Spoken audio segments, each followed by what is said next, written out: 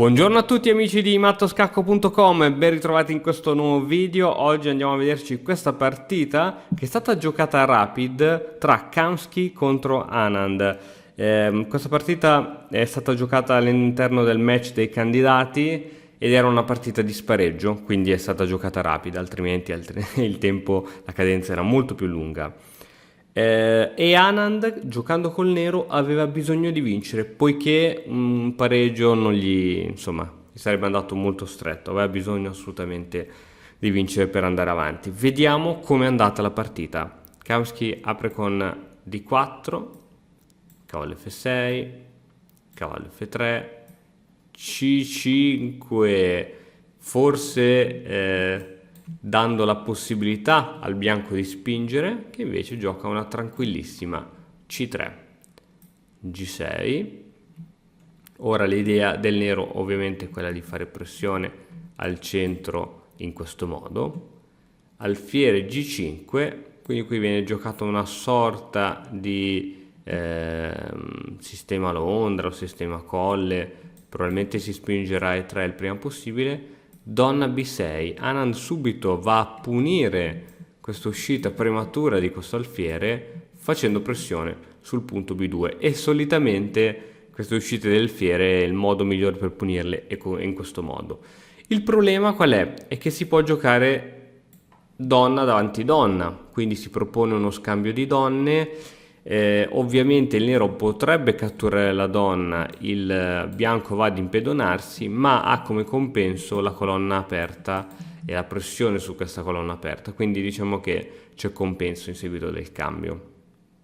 La partita però continua con cavallo in E4, una mossa molto aggressiva da parte di Anand, e ancora una volta ora c'è sotto l'alfiere, alfiere in F4.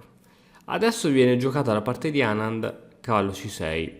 Sembra una mossa innocua che non porta a nulla di male, ma qui ci voleva alfiere G7. Alfiere G7 era più prudente, il re arroccava, dopodiché si pensava a tutto il resto. Ma siccome abbiamo detto che Anand aveva bisogno di una vittoria, cavallo C6 è più aggressiva. Questo cavallo fa direttamente pressione sul centro, si può muovere, si può manovrare, ma quasi sempre quando si cerca di vincere a tutti i costi i piani non vanno, le cose non vanno secondo i nostri piani, tant'è che il bianco gioca D5, una variante molto aggressiva, e ora il cavallo essenzialmente dove può andare? O qui o qui, vabbè, può tornare assolutamente anche in B8, ma...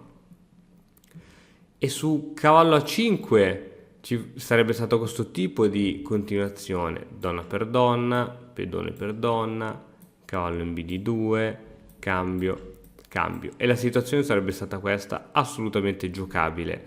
Anand preferisce cavallo D8, una mossa ovviamente passiva, non c'è bisogno di dirlo, questo cavallo tra l'altro ora non sa più dove andare e ora il bianco è in netto vantaggio. Riuscirà il bianco a continuare a sfruttare questo vantaggio? Andiamo a vedere. Cavallo in B va in D2, ora questo cavallo è minacciato, preferisce ritornare in F6 e ora ragazzi E4, il centro è totalmente a favore del bianco, i pezzi sono ben sviluppati e presto questo cavallo potrà prendere anche la casa C4, insomma non ci vuole un genio a capire che il bianco sta messo molto meglio. D6 per impedire ulteriori spinte di questo pedone e per far uscire l'alfiere campochiaro, alfiere B5 scacco. Su alfiere B5, alfiere D7, il nero si copre in questo modo, A4, donna C7, che cosa fa Anand? Cerca di togliere preventivamente la donna da eventuali cambi, poiché sappiamo che a grandi livelli dopo il cambio delle donne spesso le partite finiscono in pareggio e Anand ancora una volta non voleva pareggiare, quindi sta cercando di tutto per complicare la situazione e renderla più difficile del dovuto. Alfiere G7, ecco, sembrano tutte mosse tranquille, alfiere G7, alfiere D7, ma in realtà non lo sono. Adesso c'è una mossa da parte del bianco che va completamente a ribaltare la situazione. Dimmi un po' se riesci a vederla, ti lascio 10 secondi di tempo per ragionarci.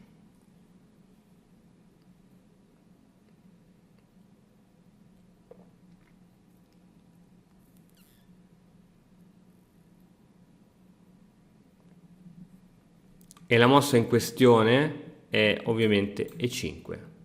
Ricordatevi ragazzi che quando noi abbiamo già arroccato siamo in vantaggio di sviluppo e il suo re è ancora al centro, bisogna assolutamente cercare di aprire le linee. Aprendo le linee noi riusciamo a spingere tutti i nostri pezzi contro il nostro avversario, sfruttando appunto il fatto che lui debba ancora arroccare. Quindi E5 è la mossa in questione, ovviamente ora il nero deve prendere provvedimenti poiché si minaccia la cattura qui e la cattura qui. Cavallo in H5 minacciando questo alfiere e adesso c'è questa bellissima mossa intermedia che è la cattura. È vero, tu mi minacci l'alfiere, però io ti minaccio la donna, quindi ora c'è la donna sotto, bisogna fare qualcosa. Pedone per D6 e adesso come si continua l'attacco? Ovviamente con un'altra mossa intermedia. Torre in F, va in E1, scacco. Su questa mossa il nero ovviamente non può difendersi, non può mettere davanti l'alfiere perché tra l'altro è inchiodato, non può mettere davanti il cavallo altrimenti verrebbe catturato dal pedone. Re in F8. Sembra che la situazione in qualche modo da parte del nero si sia messa a posto, ma che cosa c'è adesso? C'è alfiere per D7, donna per D7 e adesso donna B5. E praticamente su questa 17ª mossa Anand abbandonò. Riesci a capire il motivo del perché il nero abbandona? Pensaci un pochettino.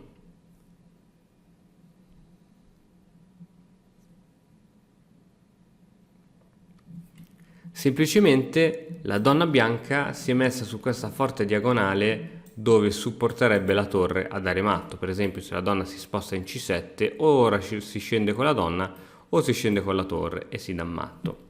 Se invece la donna nera decide di catturare, ancora una volta c'è un'importantissima mossa intermedia. Non si cattura subito la donna ma si fa alfiere per D6 scacco. Ora questo re deve andare ancora di più nell'angolino, ma non avendo arroccato questa torre non giocherà per tutto il resto della partita. Si pappa la donna e alla prossima si pappa anche l'alfiere. Quindi su re G8 ci pappiamo la donna, siamo in una situazione assolutamente dominante. Per esempio cavallo F6, cattura di questo pedone. Se per esempio B6, giocando in questo modo, c'è semplicemente l'entrata di torre ed è matto. Quindi quel cavallo in F6 ha la funzione di controllare questo punto per la nostra torre, è che abbiamo una maggioranza di 4 pedoni contro 2 sull'ala di re, abbiamo il controllo della 7ª traversa, abbiamo questa torre assolutamente attiva, abbiamo i cavalli che sono pronti ad entrare in gioco il prima possibile. Ovviamente era totalmente inutile continuare a giocare in questa condizione. Bene, spero che anche la partita di oggi ti sia piaciuta. Come al solito ti invito a lasciare un like, un commento e iscriverti al canale se ancora non l'hai fatto. Noi ci vediamo domani con un altro nuovo video. Ciao! E ora per continuare che cosa posso fare? Beh, innanzitutto ti consiglio di iscriverti al nostro canale in modo tale da non perderti le nuove video lezioni. E poi puoi vedere il video che è stato più cliccato in questa settimana. Ci vediamo, ciao!